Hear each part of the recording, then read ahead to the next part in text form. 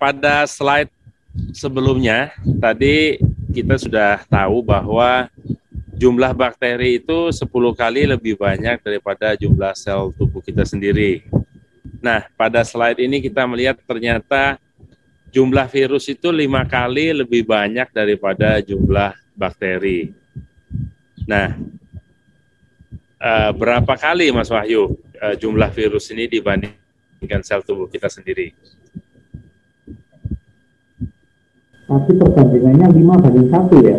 Ya, tadi jumlah bakteri dibandingkan dengan sel tubuh kita 10 dibanding 1. Nah, kalau virus 5 kali lebih banyak daripada bakteri, berarti jumlah virus dibandingkan sel tubuh kita sendiri berapa banding berapa? 50 dibanding 1, Mas Wahyu. Oh iya, tadi 5 kan? Iya, benar. 10-1, lalu virus dengan bakteri 51, berarti virus dengan sel tubuh kita sendiri 50 banding 1. Nah, kenapa kok kita bisa survive?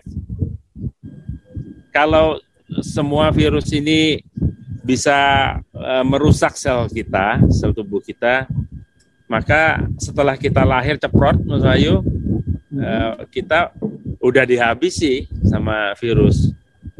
Atau paling lambat setelah kita lahir, belajar ngerangka, pasti kita juga sudah habis, dihabisi oleh virus ini. Nah, kita bisa survive ternyata karena kita memiliki imunitas yang kuat. Kita memiliki sistem imun dengan responnya yang seimbang. Jadi kita bisa hidup damai dengan virus ini kalau kita memiliki imunitas dengan respon yang seimbang. Nah, kita memiliki imunitas dengan respon yang seimbang jika kita memiliki mikrobiota yang sehat, mikrobiota yang beragam dan seimbang. Lalu yang menarik lagi dari slide ini, Mas Wahyu, bahwa gen ya DNA dari mikrobiota itu lebih dari 3 juta jumlahnya dibandingkan dengan gen tubuh kita sendiri yang hanya 23.000. Jadi kalau dibuat perbandingan jumlah gen mikrobiota dibandingkan dengan jumlah gen kita sendiri itu 150 dibanding 1.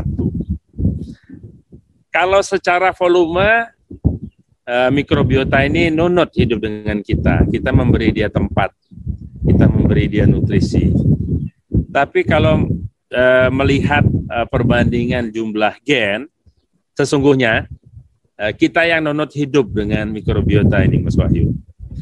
Kita tahu bahwa gen adalah cetakan dari protein, cetakan dari senyawa-senyawa bioaktif yang diperlukan oleh sel dalam tubuh untuk bermetabolisme seperti enzim, hormon, vitamin, antioksidan.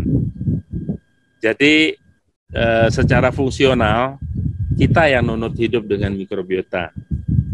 99% gen yang ada di dalam tubuh kita miliknya mikrobiota. Gen dari tubuh kita sendiri tidak lebih dari 1%, Mas Wahyu. Yang menarik juga bahwa 90% lebih penyakit ternyata itu related dengan masalah yang terjadi di perut, yaitu kerusakan mikrobiota. Mungkin sampai sini pemaparan saya. Kalau ada pertanyaan, monggo Mas Wahyu. Lanjut aja dulu Pak, lanjut. Ya.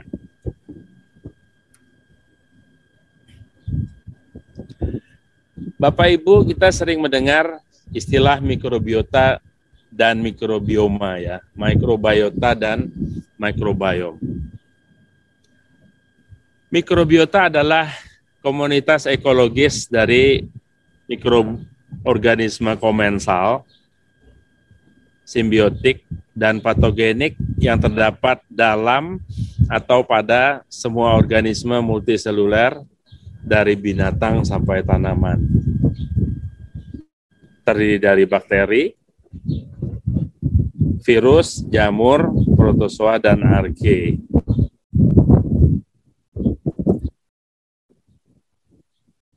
keberadaan dari mikrobiota ini, kita hidup saling menguntungkan dengan mereka. Kita memberi tempat dan nutrisi untuk mikrobiota. Sebaliknya mikrobiota juga memberikan fungsi sebagai regulasi sistem imun supaya kita memiliki imunitas dengan respon yang seimbang, fungsi regulasi hormonal, dan fungsi regulasi metabolisme dari inang, yaitu kita sendiri. Sedangkan mikrobioma adalah komunitas mikroba yang membentuk ekosistem dalam habitatnya. Saya menggunakan istilah mikrobioma ini untuk komunitas mikroba yang ada di lingkungan. Sedangkan mikrobiota adalah komunitas mikroba yang ada di dalam tubuh kita sendiri, di dalam setiap organ, Mas Wahyu. Demikian pemaparan untuk slide ini. Barangkali ada yang mau ditanyakan, Mas Wahyu, atau ada yang kurang jelas, monggo. Jadi tubuh manusia itu memang kompleks ya Pak ya? Iya. Kompleks. Kita manusia ini memang makhluk kompleks, terdiri dari hal-hal yang kita mungkin nggak menyadari. Manusia itu terdiri dari apa mungkin kita juga nggak paham. Bahwa ternyata di tubuh kita ada mikrobiota, ada protein, penyusun, semacam itu yang memang kadang kita ya ikut jadi seperti ini ciptaannya manusia, ciptaannya Tuhan ya memang seperti ini, tapi kadang kita memang tidak memikirkan sampai hal yang terkecil bahwa tubuh itu terdiri dari ratusan miliaran penyusun semacam itu. Betul, Mas Wahyu. Kalau kita buat perbandingan ya supaya mudah dipahami, tubuh kita itu ibarat PC. Sebagus apapun prosesornya yang sangat cepat, sebesar apapun memorinya, tapi sebuah PC atau laptop itu nggak bisa bekerja, ya, nggak bisa jalan kalau nggak ada software. Nah, softwarenya inilah, mikrobiota ini adalah softwarenya, Mas Wahyu.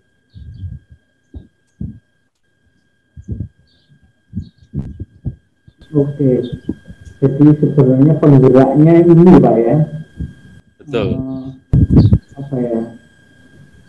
Piranti-pirantinya untuk menggerakkan tubuh kita yang luar biasa ini sebenarnya ini mikrobiota ini ya. Kalau mikrobiotanya terganggu, mesinnya juga akan terganggu, semacam itu. Analoginya semacam itu. Betul, betul. Oke. Ironisnya, sering terjadi kerusakan mikrobiota ini yang utama pada usus bahkan di organ lain, Mas Wahyu. Kenapa? Karena seperti yang saya katakan tadi, di zaman modern ini yang menuntut orang hidup serba praktis, efisien, berproduksi tinggi dengan kecepatan yang tinggi, orang mengawal produksi pertanian perkebunan dengan pestisida, mengawal produksi daging ayam dengan antibiotik. Kita sendiri juga kalau merasa tidak enak badan, merasa sumer ya, demam, itu cepat mengkonsumsi antibiotik. Nah, jadi itu semua berakibat mikrobiota di dalam tubuh kita, khususnya yang utama di usus, itu terjadi kerusakan, Mas Wahyu. Ketika terjadi kerusakan mikrobiota, maka muncullah berbagai macam masalah kesehatan, mulai dari masalah penyakit infeksi, infectious disease, termasuk COVID-19 ini, dan bahkan penyakit-penyakit lain yang non-communicable, ya, seperti penyakit degeneratif dan penyakit lifestyle.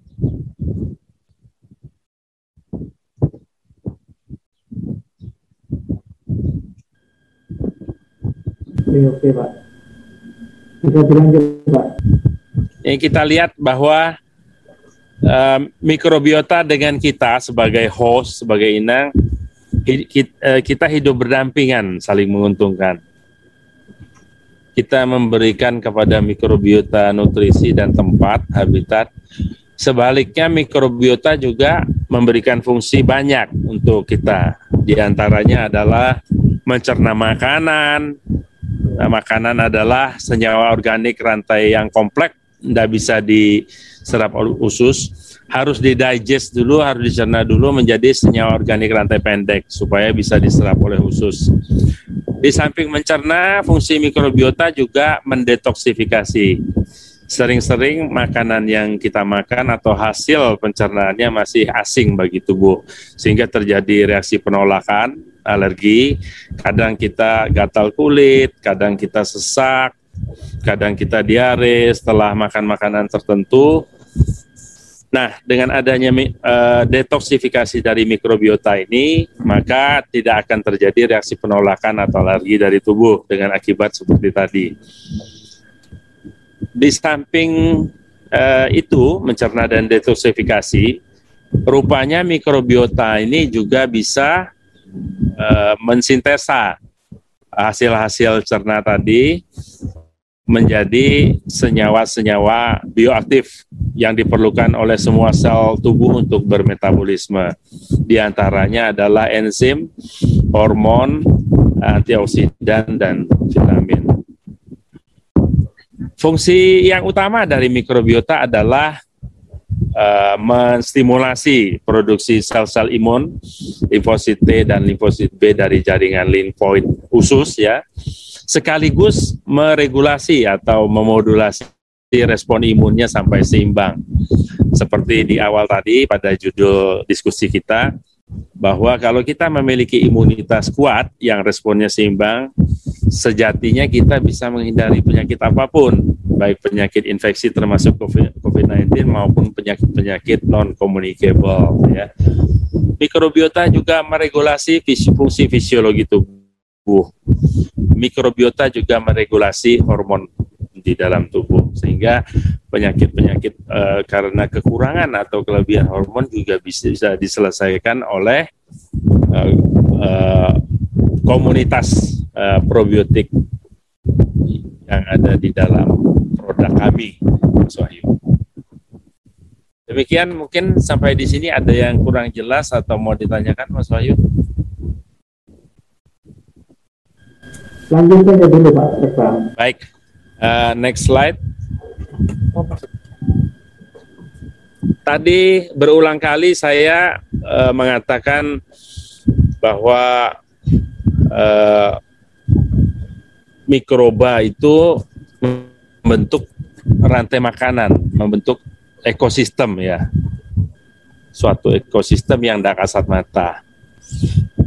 Saya memberikan contoh ekosistem atau food cycle yang mudah kita pahami dan kita lihat, yaitu ekosistem sawah ya.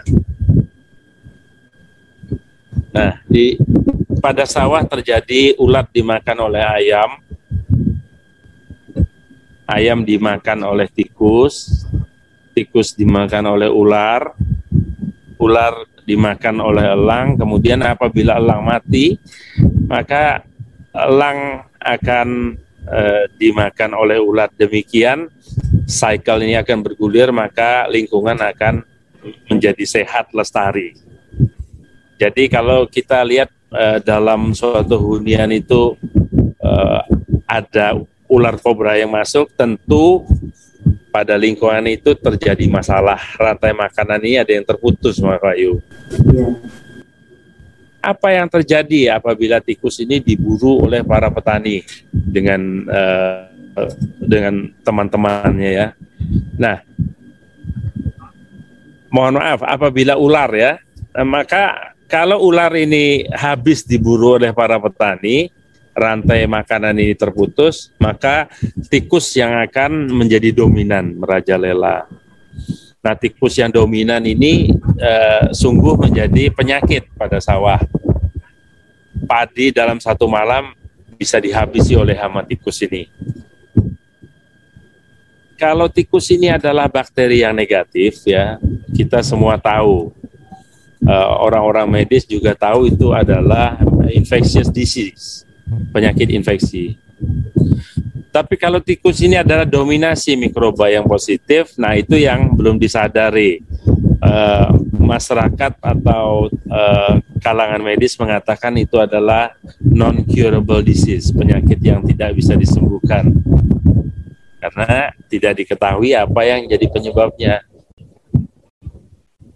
Salah satu contoh non-curable disease akibat dominasi mikroba yang positif terlalu banyak, ya terlalu dominan, adalah penyakit autism contohnya. Mikroba positif yang terlalu dominan juga bisa mengakibatkan keganasan, Mas Wahyu. Patogenitas juga ditunjukkan oleh mikroorganisme positif yang terlalu dominan. Saya kira bincang-bincang kita kali ini cukup sampai slide ke 8 atau 9 ini, Mas Wahyu. Slide berikutnya akan kita lanjutkan dengan bincang-bincang episode berikutnya ya. Pada episode berikutnya kita juga akan bicara mengenai COVID-19. Mungkin sampai di sini ada yang mau ditanyakan atau kurang jelas, monggo Mas Wahyu. Mendengar penjelasan tadi, satu hal yang bisa saya tangkap, mungkin intinya semacam ini, bahwa melihat yang slide terakhir ini ya, food cycle, rantai makanan. Tadi digambarkan bila kalau satu rantai itu terganggu, misalnya ular terganggu, ularnya mati, habis, tikusnya merajalela. Kalau tikusnya itu memang dianggap bakteri bagus ya oke, tapi kalau itu bakteri yang jahat, itu akan membuat masalah di tubuh, karena ini kan gambaran rantai makanan tapi yang terjadi di tubuh. Intinya bahwa yang diperlukan adalah keseimbangan, Pak ya, tadi ya. Betul. Ternyata kalau tikus itu bakteri yang baik ya, bakteri yang positif, terlalu dominan pun akan menunjukkan keganasan, Mas Wahyu. Iya. Jadi yang diperlukan adalah keseimbangan. Mikrobiota yang sehat itu adalah mikrobiota yang beragam dan seimbang. Artinya 80% bakteri baik, 20% boleh yang jahat dan yang oportunistik, Mas Wahyu. Oke. Nah, keterkaitan dengan ini, Pak Rekta, bahwa tubuh manusia harus seimbang untuk menuju sehat itu. Nah, kira-kira apa yang dibutuhkan tubuh manusia untuk seimbang itu? Kalau kita hidup di lingkungan yang masih bagus, ya seperti di lingkungan persawahan, di desa, di lingkungan nelayan, di tepi laut, kita sehari-hari melalui kulit, melalui pernafasan, melalui makanan, melalui komunikasi dengan alam itu, kita sesungguhnya sudah mendapat bakteri baik, probiotik ya. Di lingkungan seperti itu kita juga bisa mendapatkan capung, kupu-kupu. Sebaliknya bukan ada laler atau kecoa ya. Tapi di kota kita susah untuk mendapatkan bakteri baik atau probiotik itu. Karena di perkotaan itu lingkungan sudah tercemar, kadar oksigen tipis, sebaliknya gas-gas beracun seperti CO2, metan, dan lain-lain itu banyak. Nah, oleh karena itu di lingkungan perkotaan untuk menjaga mikrobiota yang seimbang dan beragam tadi, kita butuh suplementasi dengan produk probiotik. Yang kami punya adalah ProIM1, Mas Wahyu. Itu berisi probiotik bakteri baik multistrain yang hidup dan aktif dengan kepadatan yang tinggi. Oke, tapi sebelum menuju ke situ, mungkin orang juga bertanya-tanya ini Pak Rekta, tips memilih produk yang mengandung probiotik itu seperti apa? Kalau Pak Rekta punya ProIM1 ya, tapi mungkin ada tips enggak? Bagaimana sih yang memilih produk yang mengandung probiotik yang bagus yang untuk tubuh itu seperti apa? Sesungguhnya makanan-makanan yang sehat, makanan yang segar ya, seperti buah dan sayur, jus buah itu mengandung bakteri baik, mengandung probiotik, Mas Wahyu. Lalu makanan-makanan fermentasi seperti tempe, kemudian yogurt, ya, tape, itu mengandung probiotik alami.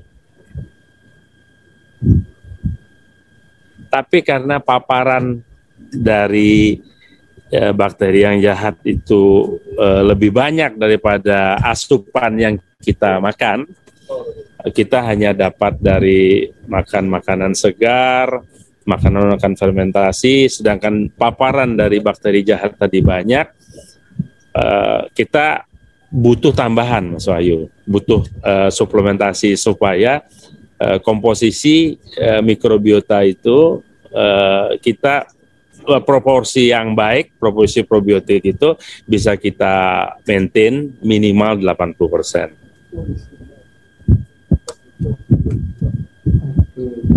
Kalau kita misalnya sudah mengkonsumsi makanan yang mengandung probiotik, makanan alami, tempe, semacam itu tadi, yogurt, semacam itu, tapi kadang-kadang mungkin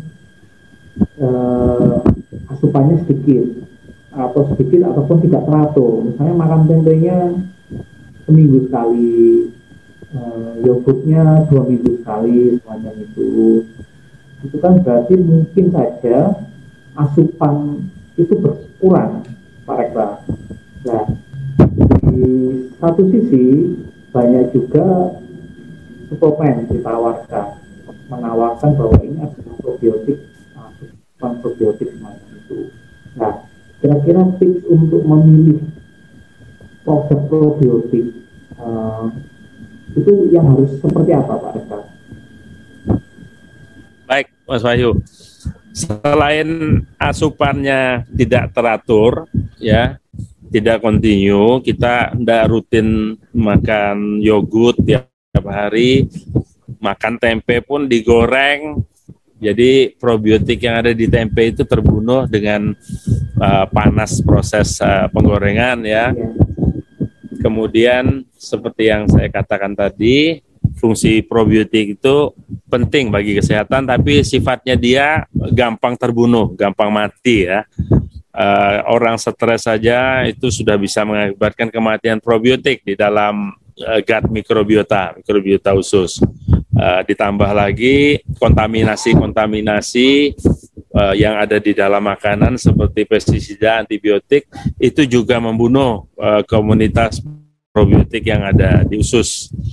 Oleh karena itu perlu suplementasi. Ya, suplementasi kita mengkonsumsi rutin produk probiotik. Yang harus kita pilih adalah probiotik produk yang berisi multistrain probiotik. Mohon maaf.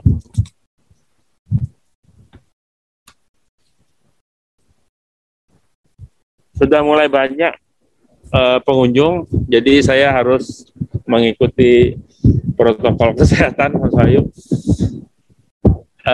Yang kita pilih adalah produk yang multi-strain, yang banyak strain, supaya kita memiliki mikrobiota yang beragam dan seimbang, yang bukan hanya multi-strain, tapi juga yang hidup, ya, aktif. Karena definisi probiotik menurut WHO dan BPOM adalah bakteri yang hidup, dan apabila diberikan dengan jumlah yang cukup akan memberikan manfaat kesehatan. Jadi saya memberikan saran untuk memilih suplemen probiotik adalah yang berisi multi-strain probiotik yang hidup dan aktif dengan kepadatan yang tinggi, sehingga setelah kita konsumsi dia bisa langsung kerja, Mas Wahyu.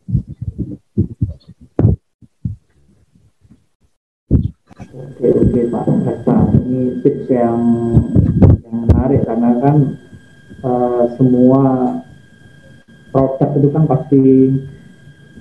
pasti menawarkan hal itu, maksudnya klaimnya semacam itu bahwa ini yang terbaik, ini yang terbaik, ini yang terbaik. Tapi mungkin kita juga harus paham bahwa yang dibutuhkan tubuh itu apa, sehingga nanti memilih produk yang tepat semacam itu. Betul, Mas Wahyu. Banyak produk probiotik yang berupa powder ya, bisa berupa kapsul atau tablet ya. Itu di dalam proses pembuatannya, baik dibekukan atau proses pemanasan, sekitar 85-90% sel dari probiotik itu rusak. Tinggal 10-15% selnya yang masih utuh, itu pun dalam keadaan tidur, Mas Wahyu. Perlu dibangunkan ketika dia berada di dalam usus kita. Nah, sedangkan Pro IM1 itu berisi multistrain probiotik yang hidup dan aktif dengan kepadatan tinggi, sehingga apabila setelah kita konsumsi dia bisa langsung kerja. Oke, jadi lebih baik produk yang cair gitu mungkin ya Pak? Ya, probiotik hidup dan aktif itu dalam bentuk sediaan cair, Mas Wahyu. Kalau dia kering, baik itu berupa kapsul atau tablet, itu dia dalam keadaan tidur dorman ya. Perlu dibangunkan ketika berada di usus. Apakah dia menemukan lingkungannya, apakah dia menemukan makanannya untuk menjadi hidup dan aktif. Oke, jadi ini salah satu tips ya, bahwa kalau memilih suplemen tentang probiotik itu lebih baik yang cair semacam itu, seperti Pro IM1 ini. Betul Mas Wahyu, kami berani mengklaim bahwa di dunia Pro IM1 satu-satunya probiotik cair, karena cair dia hidup dan aktif dengan kepadatan tinggi. Syarat dari WHO tadi bahwa probiotik itu harus hidup di dalam usus kita, Mas Wahyu. Lalu kalau dia hidup, apakah cukup nongkrong doang? Enggak, dia harus aktif supaya dia bisa kerja, memberikan manfaat kesehatan untuk hostnya, untuk inang, untuk kita, Mas Wahyu. Oke, Pak Reksa. Bicara tentang IM1 ini, Pro IM1 ini, sejauh ini yang saya juga minum ini, terima kasih kemarin saya juga minum bahwa Pro IM1 ini membantu menyeimbangkan probiotik yang ada di tubuh bagi Pak ya. Betul, mikrobiota yang seimbang itu adalah yang terdiri dari probiotik, bakteri yang baik sebesar minimal 80%, Mas Wahyu. 20%-nya boleh bakteri yang jahat atau patogen, termasuk yang oportunistik, yang inang-inan ya. Dia akan menjadi baik ketika lingkungannya banyak yang baik. Dia akan menjadi jahat ketika lingkungannya didominasi oleh patogen, bakteri yang jahat.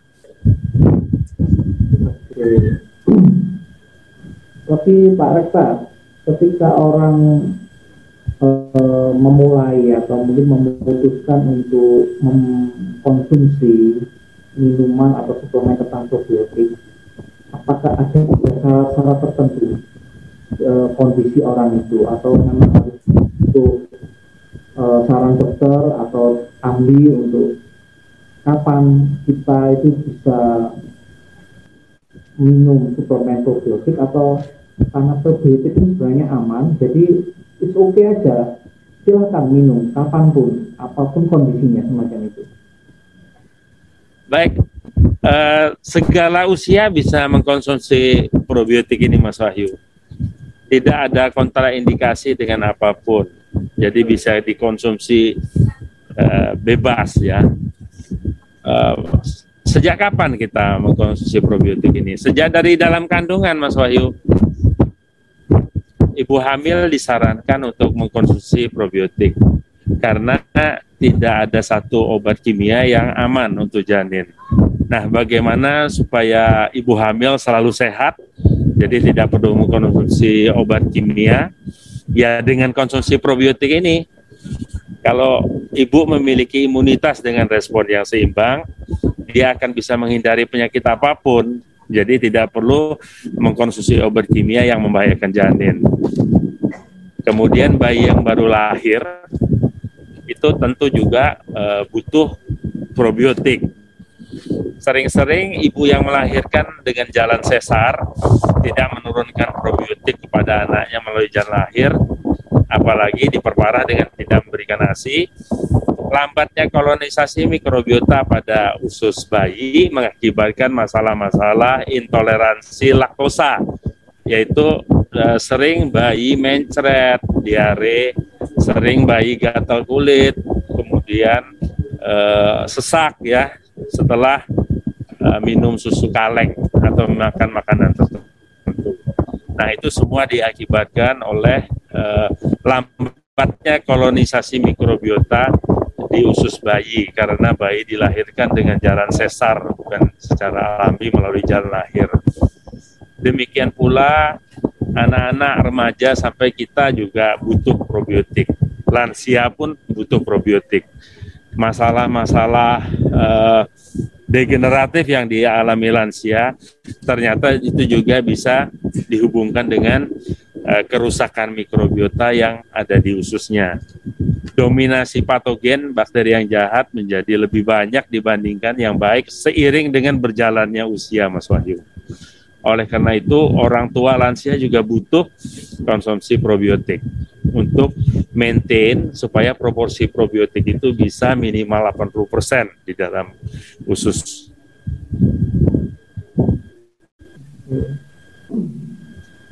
Pak Reksa, sebagai pakar probiotik, mungkin perlu disampaikan juga kepada mana probiotik itu mampu menjaga kesehatan. Terus kedua, apa ada efeknya kira-kira ketika kita mengkonsumsi probiotik atau tanpa efek sama sekali semacam itu? Ini yang perlu mungkin menjadi edukasi kepada masyarakat. Seperti yang saya jelaskan tadi, kalau kita memiliki mikrobiota yang beragam dan seimbang, kita akan memiliki imunitas dengan respon yang seimbang pula. Kalau kita memiliki imunitas dengan respon yang seimbang, kita bisa menghindari penyakit apapun, Mas Wahyu. Dari penyakit infeksi termasuk COVID-19, bahkan penyakit degeneratif dan lifestyle seperti kanker, hipertensi, diabetes, dan lain sebagainya.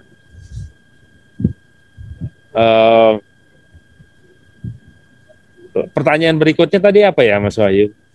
Apakah ada efek samping ya? Ada efek samping? Ya, tidak ada, Mas Wahyu. Kita sudah memiliki probiotik ya, bakteri baik ini sejak kita dilahirkan. Kita menuruni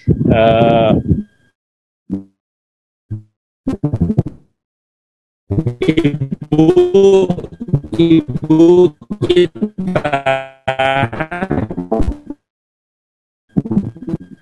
menurunkan probiotik bakteri baik ini kepada kita pada kita dilahirkan melalui lahir dan kemudian ditambah lagi dan memberikan si. Nah, ini sudah ada dengan kita sejak kita dilahir. Menyaksikan ini mendapatkan banyak pengetahuan terkait tubuh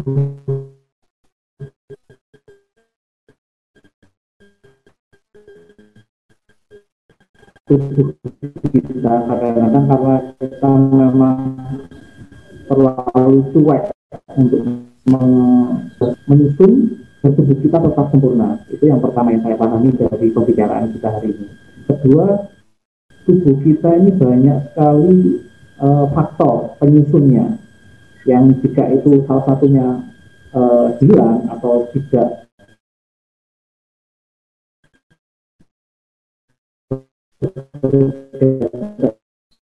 imbang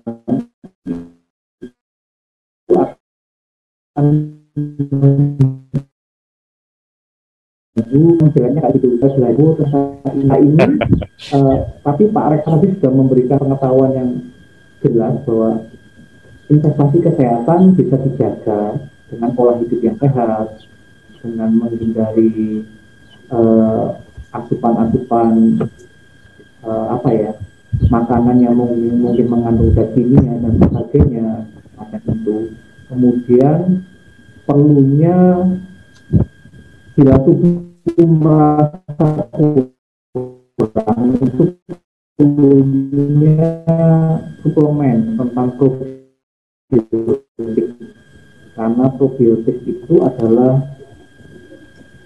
apa ya, bakteri yang bagus untuk tubuh. Bahwa probiotik adalah bakteri yang bermanfaat bagi kesehatan, khususnya di saluran pencernaan. Betul ya Pak Rekta ya? Betul. Yang utamanya di saluran pencernaan, tapi sejatinya ada di setiap organ kita, Mas Wahyu. Oke. Dan kalaupun nanti probiotik untuk tubuh kita, tapi Pak Rekta selaku pakar probiotik ini menyarankan carilah probiotik, suplemen probiotik yang aktif, yang cair semacam itu. Betul ya Pak Rekta ya? Hidup, aktif, dan multistrain, Mas Wahyu. Aktif dan multistrain, karena itu memang yang dibutuhkan tubuh, tidaknya bisa menjaga 80% keseimbangan bakteri bagus yang ada di tubuh. Semacam itu ya Pak Rekta. Betul sekali Mas Wahyu.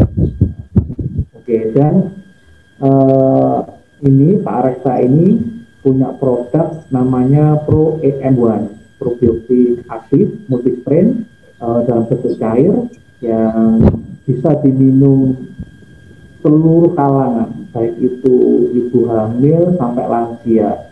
Yang menarik sekali menurut saya bahwa jika ibu hamil itu boleh mengkonsumsi ini, pasti aman produk ini, karena ibu hamil itu kan memang tubuhnya sangat rentan terkait hal-hal di luar tubuh aslinya. Yang saya pahami, ibu hamil aja kalau pakai kosmetik harus hati-hati, karena bisa jadi kosmetiknya itu menjadi racun ke janin, padahal itu dipakai di luar. Sementara ini probiotik itu kalau diminum ibu hamil menjadi hal yang positif bagi tubuh ibunya dan tubuh janinnya. Ini membuktikan bahwa probiotik baik untuk manusia semacam itu. Dan Pro EM1 ini memberikan jaminan bahwa ketika ini diminum oleh perempuan hamil akan menyehatkan ibunya, juga menguatkan imun bayi janin yang ada di dalam tubuh. Semacam itu ya Pak Rekta ya. Pembentukan organogenesis dari janin itu juga diperankan penting oleh komunitas probiotik yang ada di usus ibu, Mas Wahyu. Oke.